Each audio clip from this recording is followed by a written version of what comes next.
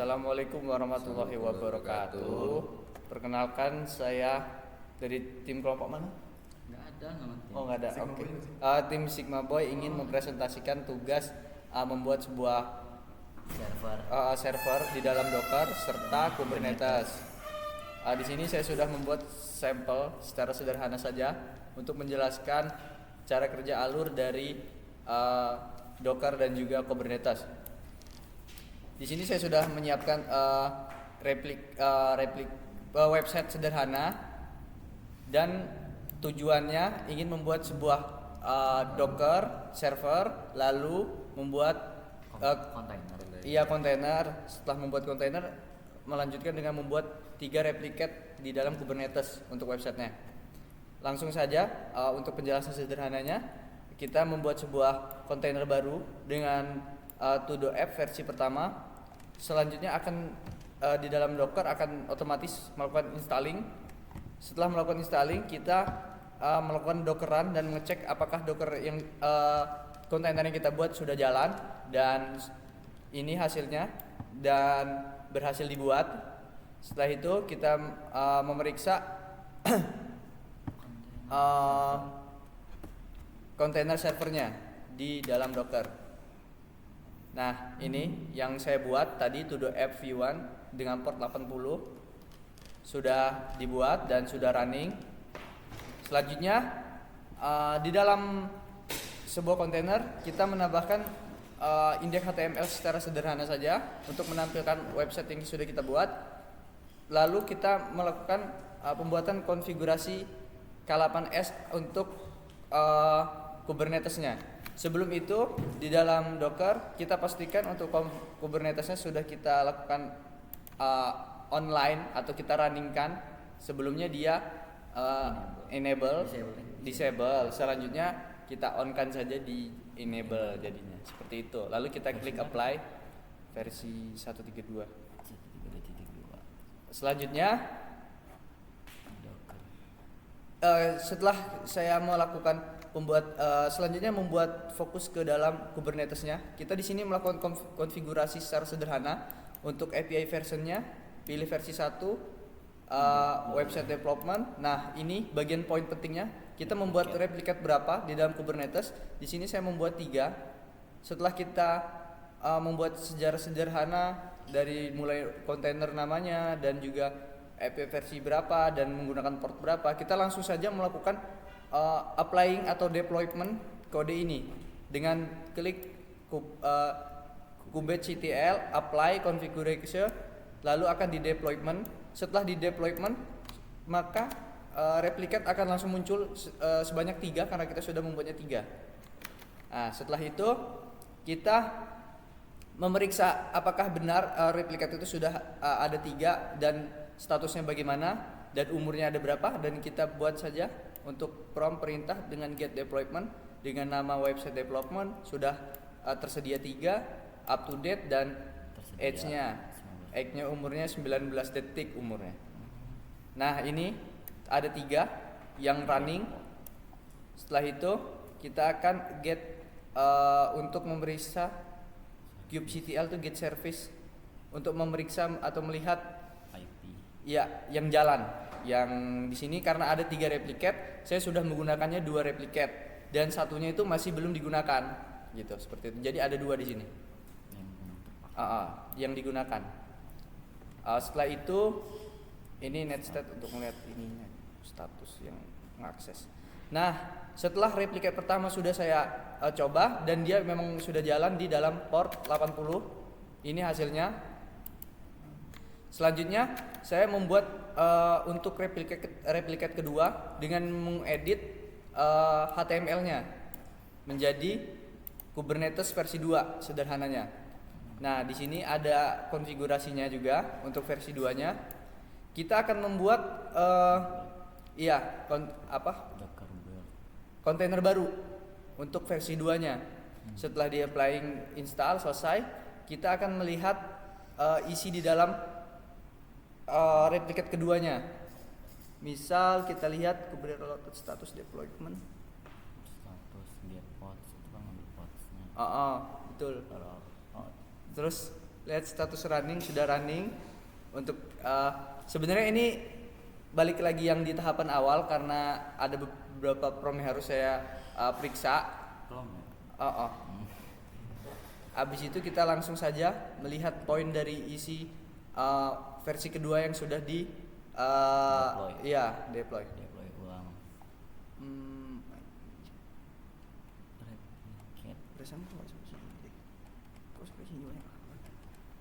Dinaikin aja terminal itu.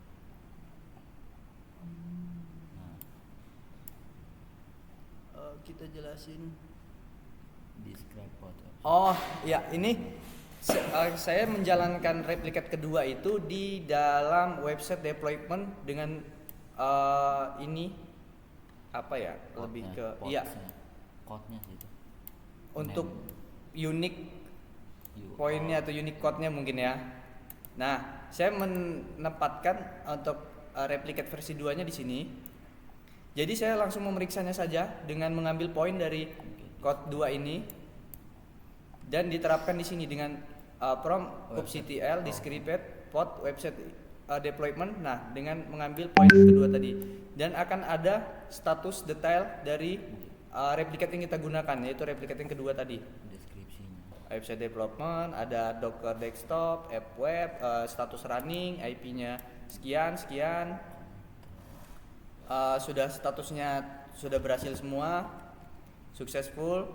Lalu kita jalankan. Ini untuk versi localhost yang satu yang tadi, dan saya menggunakan versi yang kedua tanpa port karena dia menggunakan localhost. Kita bisa lihat di sini di kubectl get service ada localhost, menggunakan localhost saja. Nah, kita bisa ke website saya yang pertama tadi, yang ini dengan port 8080. Selanjutnya kalau pengen ke replikat yang kedua, tinggal hapus saja portnya dan mengambil localhost, seperti itu. Nah, untuk sekarang selanjutnya akan menjelaskan terkait progres dari UI UX kita, tim kita. Project UI UX tim kita. Project pengembangan aplikasi. Silakan yang mau dijelaskan, nggak apa-apa. Beda ya, nggak ada. Udah lupa Figma-nya? Figma-nya udah? Belum. Ya Allah. Jadi mau dijelasin dari awal apa gimana? Dari awal aja. Jadi untuk pengembangan aplikasi kita mengambil aplikasi yang sudah kita sedang deployment untuk lomba juga. Ini aplikasi tentang temanya pendidikan bahasa Lampung, sebuah permainan untuk mempelajari bahasa Lampung dan budaya dari bahasa Lampung itu sendiri. Di hari Rabu kemarin kita baru melakukan wawancara ulang dan mendemokan aplikasi kita ke guru di SD Islam Az-Zahra Bandar Lampung di Gotong Royong. Itu merupakan guru SD bahasa Lampung di sana. Mungkin sebagai pewawancara bisa menjelaskan sedikit. Oke, dari hasil wawancara sendiri kita udah mendapati feedback baik dari narasumber tersebut. Hanya saja kita mendapatkan beberapa poin tambahan yang sekiranya cocok dan juga bagus untuk kita terapkan untuk di pengembangan aplikasi kita selanjutnya. Mulai dari sepertinya kamus lebih di-update lagi, terus juga beberapa kayak cerita budaya dari dari daerah Lampung itu sendiri. Jadi kekurangan kita hanya di situ untuk dari hasil research dan juga wawancara ketika kita kenal sumber kemarin. Seperti itu. Ngelak. Jelasin di sini ngelak. Apa lu ngelak? Aduh, Polinela. Ini ngelak loh. Iya, jelasin. Di sesi wawancara kemarin kami menarik sebuah kesimpulan yang dimana untuk pengembangan aplikasi proyek kami itu dipastikan untuk memerlukan banyak data dari bahasa Lampung, lebih ke bank data, karena memang bahasa Lampung itu sendiri atau budaya Lampung itu sendiri cukup minim di beberapa platform-platform penyedia seperti website atau segala macamnya. Jadi kita memerlukan emang data real langsung setidaknya dari orang yang memang kental dengan budaya Lampung, seperti itu. Mungkin dari sesi untuk menunggu project loading kita sudah melakukan bekerja untuk membuat sebuah proyek yang kita lakukan ini. Tim kami lakukan dari mulai menyusun analisis, setelah itu schedule setiap siapa saja yang kita tentukan untuk pengerjaan selanjutnya desain, setelah itu melakukan testing untuk desain, setelah terus, itu deploy aplikasi. belum deploy aplikasi Belum kita. deploy, ya belum, masih development. Iya, masih melakukan development aplikasi. Mungkin fasenya sekitar 50% untuk pengerjaan ini. Dari mulai membuat sebuah front end tampilan, lalu kuis-kuis sederhana dengan data yang masih kita Masih dapat data secara umum. dummy. Iya, masih dummy. Kita masih belum maksimal untuk mencari data yang benar-benar kredibilitas budaya Lampungnya itu kuat, misalnya seperti itu. Setelah itu kita juga melakukan pembuatan kamus di dalam aplikasinya. Setelah itu kita membuat sebuah leaderboard,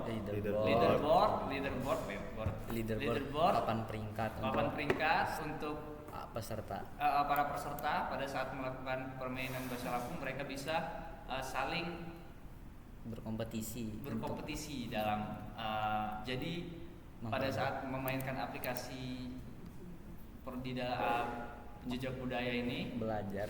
iya, mereka Ketika dapat belajar dan juga mereka bisa berkompetisi juga. bisa berkompetisi di dalam aplikasi kami buat. Iya. Setelah itu target audiens atau user yang akan kita tuju itu salah satunya siapa? Kita ngambil kita fokusnya untuk anak SMP, tapi kita tetap mengambil ranah ke SD juga, ya kan? Ya. SD, SMP. Maka dari itu tampilan yang kita tampilkan itu, hadirkan itu cukup colorful dan juga menyesuaikan dengan audiens yang kita terapkan. Ya, dengan gajah sebagai maskot utama kita. Yes. Dan warna kuning sebagai lambang dari cerminan dari daerah Lampung sendiri. Kita konsepinnya pakai gamifikasi karena kita ngambil referensi atau aplikasi kompetitor itu dari Duolingo. Salah satu juga aplikasi belajar bahasa tapi bersisnya internasional. Kenapa gamifikasi? Karena gue ya. Kita ngambil gamifikasi karena kita ngelihat minat anak-anak muda zaman sekarang ini kebanyakan untuk menggunakan handphone itu untuk bermain game. Jadinya kita ngeliat dari sana dan ternyata setelah kita melakukan pengujian dan juga hasil wawancara kemarin, dan ternyata memang cocok untuk kita lakukan secara untuk aplikasinya secara gamifikasi. Gitu kan? Seperti itu. Ya. Gitu ya. Belum bisa belum di prototype ya. Error. Astagfirullahaladzim. Mungkin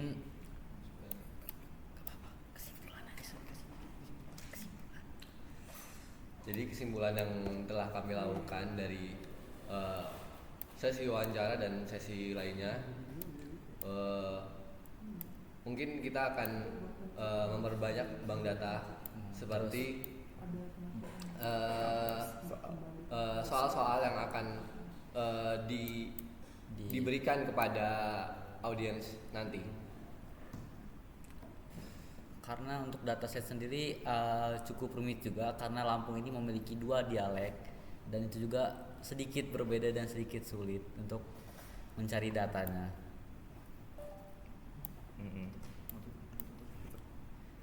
Mungkin sekian baik dari tugas yang kami kerjakan, yang kami presentasikan, dan juga proyek yang telah kami hasilkan dari awal hingga akhir.